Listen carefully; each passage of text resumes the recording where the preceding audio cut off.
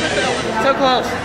Oh. Today's the culmination of our entire semester of LEGO Robotics for all of the Peninsula School Districts. And they've worked on building from scratch robots that can drive vehicles, and then they've also worked on programming with an icon-based programming language similar to what they use in a lot of college engineering classes. And they have 2 chances in their rounds, and they have the same mats that they've been using all along, the same rotation of activities to try to get as many points.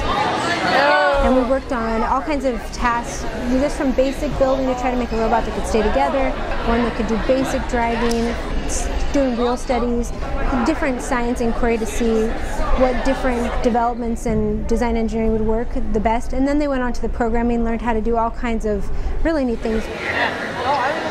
So they started with identical kits with nothing put together. They made a robot, and they decided out of the 7 or 8 tasks whether they would use sensors like a touch sensor, a light sensor, an ultrasonic sensor, any of those to be able to go through and get extra credit points. Some of the things, like one task for example, is pushing, the theme is Mars, so pushing moon rocks into a certain area, but if they push it just an inch farther, it really comes down to a centimeter, then they don't get any points, but it might be worth 5 per rock if they get in the right little 4-inch area. We've only had between 4 and 6 class periods to prepare for this, an hour and a half long each in the class periods. I've had students that came into my class and their math and science scores in the past have been, weaker, and they really struggled, and they just blossom. It's those hands-on kids. They all bring something to the table.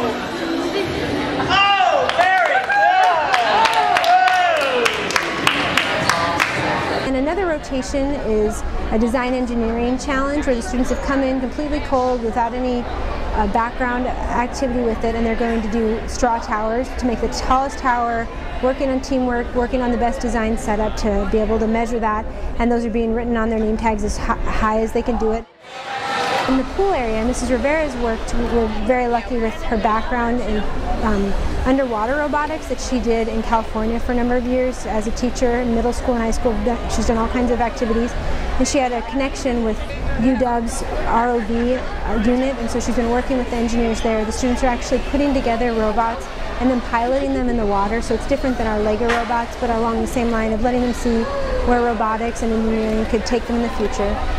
I think they're the future of our society. Next time we really want to explore the Marianas Trench, we're not going to send a submarine down there, we're going to send an ROV, because these things, they can do things that humans can't. They're not afraid of losing their lives. And then the final section is they're having lunch in the teen room here at the Y, and they're listening to a UW professor who's come in with all kinds of information about engineering in high school, college, and beyond.